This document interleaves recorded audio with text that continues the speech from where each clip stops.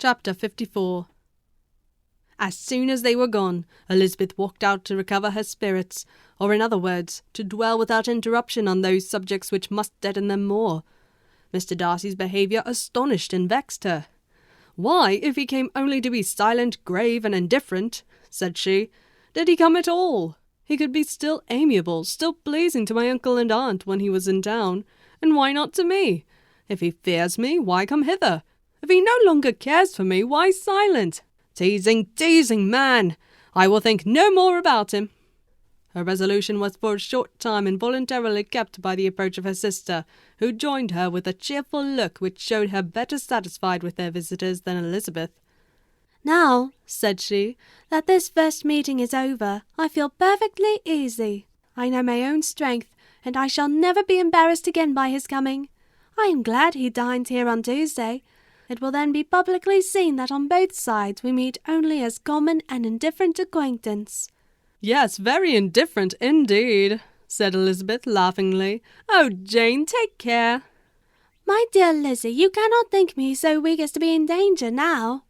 "I think you are in very great danger of making him as much in love with you as ever."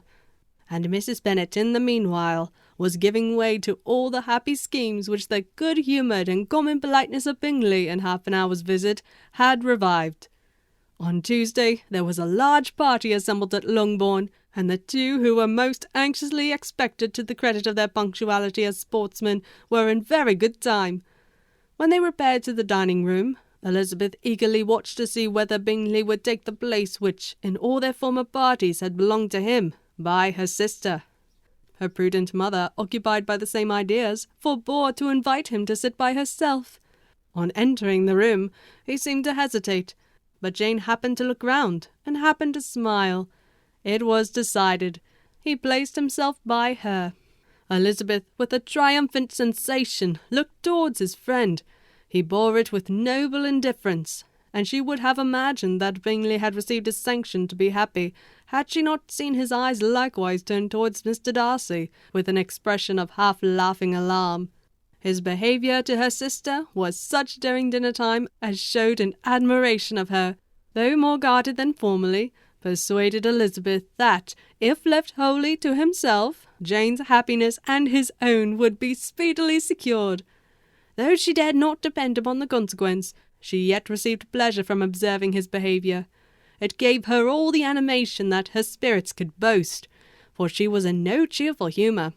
Mr. Darcy was almost as far from her as the table could divide them. He was on one side of her mother.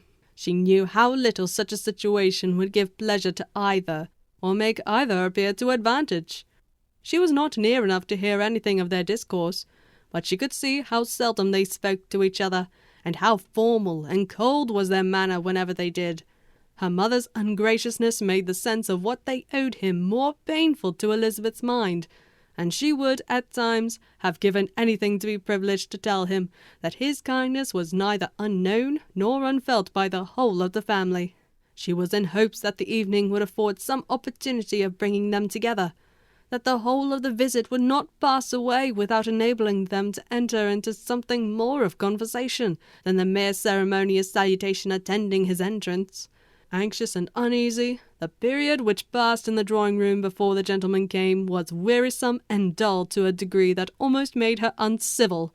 She looked forward to their entrance as the point on which all her chance of pleasure for the evening must depend. "If he does not come to me then," said she, "I shall give him up forever." The gentleman came, and she thought he looked as if he would have answered her hopes. But alas, the ladies had crowded round the table where Miss Bennet was making tea and Elizabeth pouring out the coffee in so close a confederacy that there was not a single vacancy near her which would admit of a chair. And on the gentleman's approaching, one of the girls moved closer to her than ever, and said in a whisper, "The men shan't come and part us, I am determined. We want none of them, do we?" Darcy had walked away to another part of the room. She followed him with her eyes, envied everyone to whom he spoke, had scarcely patience enough to help anybody to coffee, and then was enraged against herself for being so silly. A man who has once been refused! How could I ever be foolish enough to expect a renewal of his love? Is there one among the sex who would not protest against such a weakness as a second proposal to the same woman? There is no indignity so abhorrent to their feelings. She was a little revived, however, by his bringing back his coffee-cup himself, and she seized the opportunity of saying, "Is your sister at Pemberley still?" "Yes, she will remain there till Christmas." "And quite alone? Have all her friends left her?" "Mrs. Annesley is with her. The others have been gone on to Scarborough these 3 weeks." But if he wished to converse with her, he might have better success. He stood by her, however, for some minutes in silence, and at last, on the young lady's whispering to Elizabeth again, he walked away. When the tea things were removed and the card tables placed, the ladies all rose, and Elizabeth was then hoping to be soon joined by him, when all her views were overthrown by seeing him fall a victim to her mother's rapacity for whist-players, and in a few moments after seated with the rest of the party, she now lost every expectation of pleasure. They were confined for the evening at different tables, and she had nothing to hope but that his eyes were so often turned towards her side of the room as to make him play as unsuccessfully as herself. Mrs. Bennet had designed to keep the 2 Netherfield gentlemen to supper, but their carriage was unluckily ordered before any of the others, and she had no opportunity of detaining them.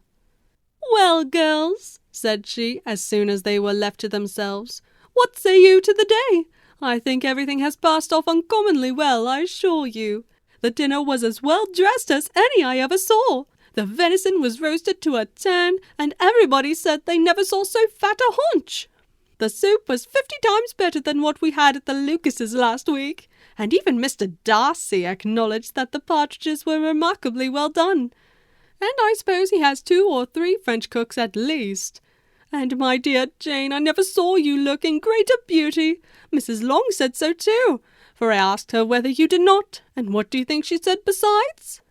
Ah, Mrs. Bennet, we shall have her at Netherfield at last. She did indeed. I do think Mrs. Long is as good a creature as ever lived, and her nieces are very pretty behaved girls, and not at all handsome. I like them prodigiously." Mrs. Bennet, in short, was in very great spirits. She had seen enough of Bingley's behaviour to Jane to be convinced that she would get him at last, and her expectations of advantage to her family, when in a happy humour, were so far beyond reason that she was quite disappointed at not seeing him there again the next day to make his proposals.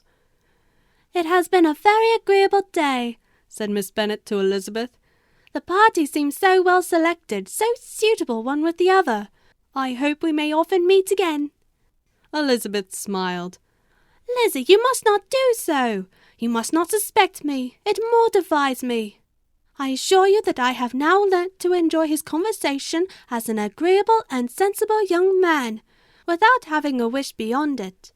I am perfectly satisfied from what his manners now are, that he never had any design of engaging my affection. It is only that he is blessed with greater sweetness of address, and a stronger desire of generally pleasing than any other man."